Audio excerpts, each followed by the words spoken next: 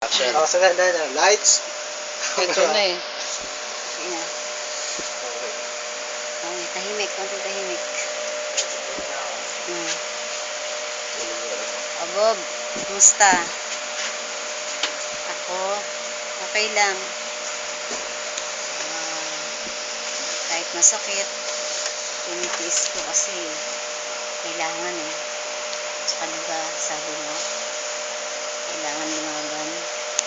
Pero hanggat kaya kong lumaban, lalaban ako.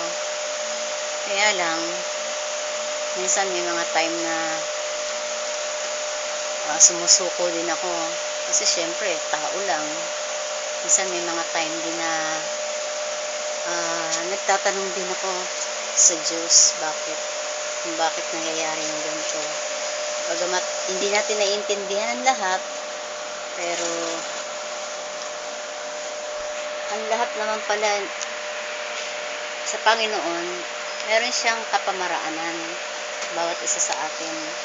Meron siyang plano, meron siyang kaparaanan para sa atin. Kaya huwag tayong maghinanakit, huwag tayong magkaroon ng sama ng loob sa Kanya. Kasi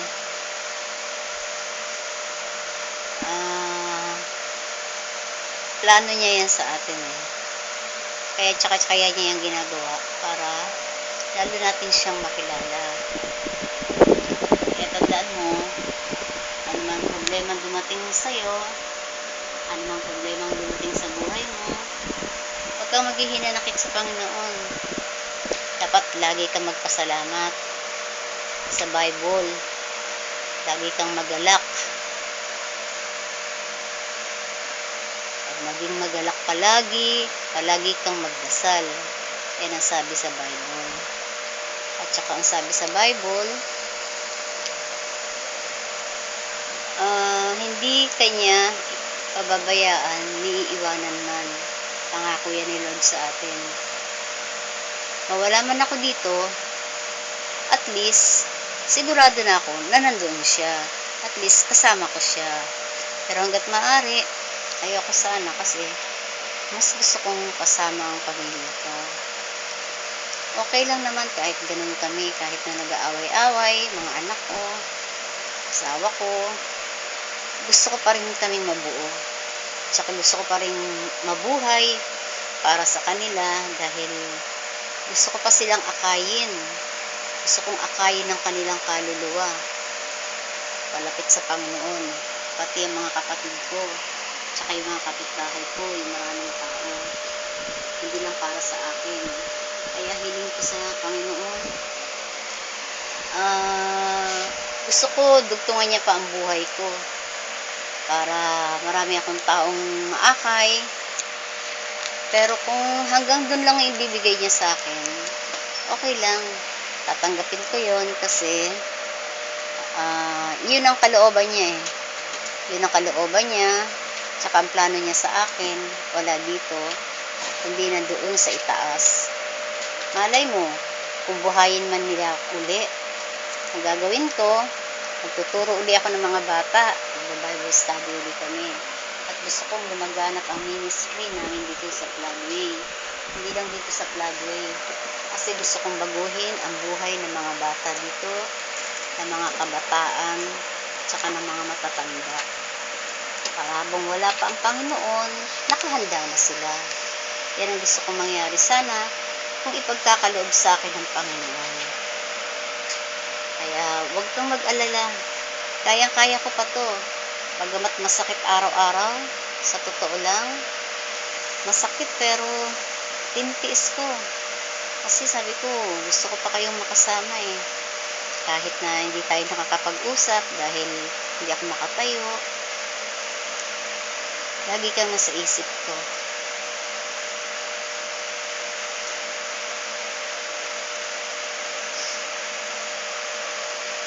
Miss na kita. Miss na kita. Kahit ilang buwan pa lang. Miss na kita. Tsaka nagpapasalamat ako sa iyo. Kasi nandiyan ka para tumulong sa akin. Sa totoo lang, maraming tumutulong sa akin eh. Ewan ko ba? Sabi ko bakit maraming tumutulong sa akin. Maraming nagmamahal sa akin, nakikita ko sa ngayon. Sabi nila kasi mabait daw ako. Sabi nila kasi marunong daw ako makisama. Sabi ko, gano'n naman talaga eh. Dapat talaga lahat ng tao pakisamahan natin. Meron man o wala, mahirap man o mayaman, dapat pakisamahan natin. Kasi lahat tayo pantay-pantay pagdating sa heaven. Lahat tayo magkakapatid na doon. Wala nang mag-asawa. At saka ang mga problema dito lang yan sa ibabaw ng lupa. Panandalian lang yan. Pagdating dun sa heaven, walang hanggang kaligayahan na mararamdaman mo. Kaya yun ang gusto kong mangyari sa ating lahat. Magkasama-sama tayong lahat doon. Maakay namin kayong lahat doon. Si nanay, bago nawala, siniran ko yan ng Bible. Kaya kahit papano, nailigtas ko yung kaluluwa niya. Si Ninyo nagiging active na rin ngayon. Sila Abing. Sana lahat tayo. Sana maintindihan nyo kung anong ibig sabihin ng born again Christian. Hindi ito relihiyon. Ano ito yung pakikipag-komunikasyon sa Panginoon. Kaya sana nauunawaan nyo. Sa totoo lang,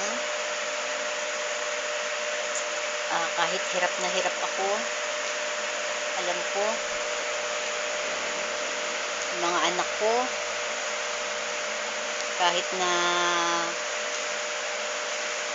alam ko na nagsasawa na sila sa pag-aalaga sa akin. Kahit si Danny, nararamdaman ko. Pagod na sila eh. Pagod na sila. Alam ko, nararamdaman ko pagod na sila sa pag-aalaga sa akin eh. Palagi silang nag-aaway-away. Kasi alam ko naman ang hirap din nilang magpuyat. Hirap naman talaga magpuyat sa ospital. Kaya lang, hindi lang nila talaga maintindihan na mas mahirap ang dinadanas ko kesa sa dinadanas nila. Kaya gusto ko rin gumaling para sila naman ang maasikaso ko. Kasi ayoko nung aasikasuhin na lang nila ako habang buhay. Pero malakas ang ko na bibigyan pa ni Lord ako ng pagkakataon para makabawi. Kasi gusto kong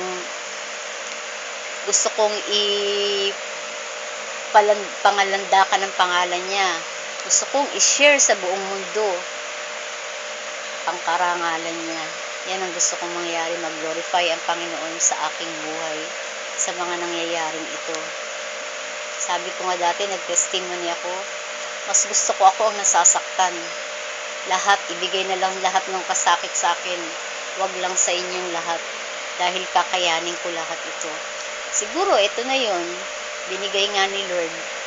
Pero kahit napakahirap, okay lang. Parang pinasan ko na rin lahat ng kasalanan niyo. At saka mga pagkakamali niyo sa Panginoon. Pero, hahaba pa buhay ko. Alam ko, matagal pa to. Sabi nga ni Cyber, palakasin ko daw ang loob ko eh. Magpakatatag daw ako. Sabi ko, oo, gagawin ko yung anak hanggat kaya ko. Pero kung gando na lang, wala tayong magagawa. Alam ko rin, napagod na rin yung asawa ko. Sa pagparito, paparoon, walang tulog, paghahanap ng pera. Alam ko, sabi ko, pera lang naman yan eh. Wala naman makukulong sa utang eh. Sabi ko, makaraos lang tayo, makakabawi din tayo. At saka, si Lord talaga, nagpo-provide siya. Kung anong mga kailangan na hinihiling ko, nagpo-provide siya. Nandiyan, may dumadating na kusa. Ito nga, problemado nga ako bukas. Balik uli kaming ospital, buti sasakyan ni Arlene nagagamit namin. Tapos kailangan ko ng pera, ang dami ko uling bibiling gamot. Alam mo ba, araw-araw ang gastos namin sa ospital mula pang pinasok ako doon, 1,000. Kasi pain reliever ko pa lang 700, tapos yung mga gastusin pa namin. Tapos yung mga pamasahe, Ganon. Hindi ko nga alam paano ko nakakaraos. Nakakautang si Danny paunti-unti. Kung paano ko nakakaraos, hindi ko alam. Sabagay, si Lord na rin ang may ano niyan. Kaya huwag kang mag-isip. Huwag kang mag-isip. Kaya ko to. Yung mga sakit na to, kaya ko to. Kahit hindi ako nakakatulog sa sakit, magdamag, umiiyak talaga ako sa sakit, nagsisisigaw ako. Kakayanin ko to, hanggat kaya ko. Basta kayo, magpakatatag lang kayo. Tsaka sabi ko sa kanila, ano man ang mangyari, tanggapin natin. Kasi doon naman talaga tayo pupunta eh. Wala naman tayong ibang pupuntahan. Ang mahalaga, matanggap natin ng Diyos sa ating puso bilang isang Panginoon at sariling tagapagligtas. Ayan, ligtas ka na. Siguradong doon ka na sa heaven mapupunta. Wala nang iba. Kaya, yan ang gusto kong ma-share sa inyo. Huwag ka mag-alala, hindi pa ako mawawala. Magpa-party-party pa tayo. Hinihintay nga ako ng mga kaibigan ko, magpa-party-party pa daw eh. Si Sheila, hinihintay ako ni Sheila, magpa-party-party pa daw. Sila Roslyn, hinihintay ako nila Roslyn, magpa-party-party pa daw. Mga kaibigan ko, ang dami dumadalaw sa akin sa ospital. Dami nga nagmamahal sa akin eh, nagulat nga ako eh. Kahit pala ganun ka ako, hindi lang sa pera nakikita ang ano, sa ugali ng tao. Dito nga rin sa looban eh, nagulat ako sa mga tao dito eh. Naging close sila sa akin, naging mabait sila sa akin. Although meron ako mga pinakita hindi maganda sa kanila, namatawi pa rin sa kanilang puso ang ano, pagiging isang Kristiyano. Mababait na sila ngayon dito. Kaya sana magkasama-sama tayo. Mabait na yan. Sobrang bait na eh. Oo, sobrang bait nga eh. Binugbog lang yung dalawang bata. Sobrang bait. Masyadong nalit na. Hindi, siguro nadala lang ng alak yun. Pero lilipas din yan. Bibigyan ko lang sila ng ano, bibigyan ko lang sila ng, Pwede upload sa kanya. Kasi hindi ka. bibigyan ko lang sila ng konting aral para O kayo ito. matutunan nila at saka para hindi na nila gawin, hindi na nila gawin sa ibang tao. Tsaka sana magkaayos na rin kayo ni Dang. Malay mo, Sa FB. kayo talaga. May hotspot ko. Sabi ko nga eh, sabi ko sa mga anak ko, tulungan akong humanap ng tulong para pandugtong pa sa buhay ko. Kasi pag nag-chemo na ako, kakailanganin ko na naman ng malaking pera. Pero sabi ko, bahala na. Kahit saan pupunta kami. Pwede na yun. Kung makakalakad lang kami, si Danny naglalakad-lakad din naman eh. Sabi ko, bahala na. Kung anong ipagkakaloob ni Lord, yun lang, tatanggapin ko. Huwag kang malungkot. Matagal pang buhay ko. Salamat sa mga pinutulong mo sa akin. Alam ko na kararating mo lang dyan, hindi ka pa masyadong nakakaipon. Pero binibigyan mo pa rin ako. Huwag ka mag-alala. Babalik sa'yo ni Lord yan. Baka matulog ka na dito. Ng siksik, liglig, at umaapaw. Diba sabi nga, kung anong panukat ang ibinigay mo sa kapwa mo, siyang gagamitin niyang panukat na gagamitin para sa'yo. Tsaka ikaw, alam ko, punong-puno ng kagalakan yung puso mo. Punong-puno ng pagtulong. Napakabait mo. Napakabait mong kapatid. Sa totoo lang, wala akong makitang kapatid na katulad mo na kayang ipagpalit ng asawa sa pamilya. Pero ikaw, nag-iisa ka lang para sa akin. The best talaga ang Itbulaga. The best ka. The best ka talaga. Sabi ko. Sinasabi. Kasi ano eh, lahat. Isasakripisyo ka para sa amin. Para maiahon kami. Para matulungan kami. Sana maabutan ko pa yun. Kasi gusto ko magbanding-banding pa tayo ng marami. Gusto ko magsama-sama pa tayo ng matagal kahit wala tayong pera. Gusto ko kumpleto pa. Kahit wala na si nanay, si papa, si Renren. Gusto ko ako mabuhay pa. Para masaya, di ba? Pati si Gilbert, si Jojo. Sana maging maayos na sila. Pinagpe-pray ko nga sila palagi eh. Para kasi wala naman mag-iintindi sa kanila eh. Kahit may sakit ako, iniisip ko sila pa rin. Si Danny, iniisip ko pa rin siya. Na bagamat alam ko na gano'n na talaga ugali niya, pero nagtitry ko pa rin na magbabago. Magbabago pa siya. Magbabago pa siya. Alam ko na sawang-sawa na siya. Napapagod na rin siya. Kasi, syempre nga naman,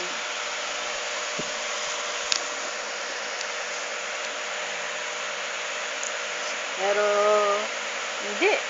Ahaba pa talaga buhay ko. Nararamdaman ko yan. Tsaka, ang Diyos ang aking sanggalang, ang aking sandigan. At ang Diyos ang nagbibigay ng buhay at ng muling pagkabuhay. Kaya sana, mag-ingat ka dyan, palagi ka magdadasal, palagi mo ingatan ang sarili mo. Huwag ka nang inom ng alak. Magputas ka na lang. Mag-ano Sila ka na dapat lang. nagkape na lang. Kasi wala nang pagkain eh. Wala na alak eh. Kami nga eh. Kape na lang. Sila Raprap, hindi na nga umiinom eh. Kape na lang. Kasi wala kami pagkain. So, sabi ko, magtulong-tulong na lang tayo. Sabi nila, nagsusolicit daw sila ng mga panggamot ko. Ewan ko lang. Pero kahit sa ospital, nag-aaway. Nag-aaway-aaway. Hindi ko na lang sinasabi sa iyo. Hindi ko na lang sinasabi sa iyo kasi magagalit ka na naman eh. Nag-advance na ako sa Lourdes. Kausap Kaya- naman na sila ni Poppy.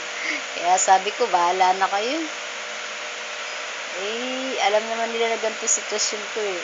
Bagay, ayoko rin namang mahirapan na sila eh. Kaya yan, ingatan mo yung sarili mo dyan. Kung anong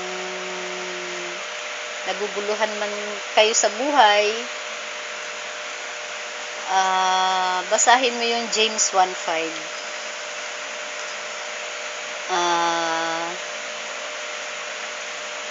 Ano yun? James 1 verse 5. Kapag ikaw ay naguguluhan, tumawag ka lang sa Kanya at ikaw ay pakikinggan niya. Yeah, you should ask God and it will be given to you. And wisdom. If you need wisdom, you should ask God and it will be given to you. Tulad ng nangyari kay David at Haring Solomon, di ba? Yun. Humingi siya ng wisdom. Pagkamat hindi natin naiintindihan ang nangyayari sa mundo, humingi tayo ng wisdom sa Panginoon, ibibigay niya sa atin yun. So, hanggang dito na lang. Masyado nang mahaba yung sulat ko. Ganyan yung sulat niya. Mama, chup-chup. Love you, Mama. Chup chup. Masakit ang mga mga buto-buto ko, kaya Tsaka minsan parang lagi ako may kausap. Hindi ko alam. Sinasagot ko naman. Basta lagi parang ako may kausap. Hindi ko lang siguro, magulo lang talaga isip ko. Stress lang ako. Ganun, pero okay lang. Pinagdadasal ko naman ang lahat eh. Basta ikaw, mag-ingat ka dyan. Ingatan mo sarili mo. Magdasal ka palagi. Yan. Yan lang ang ko sa'yo. Sana mag-asawa ka yung maayos na. Kung hindi man ulisidang, yung magiging okay na kayo. Mas maganda nga Christian eh, para pareho kayo. Ha? Ingat ka dyan ha. Bye-bye. Mua-mua, chup-chup. Love you. Sige, babay na. Good Pahinga night. ka na. Tapos hindi na record.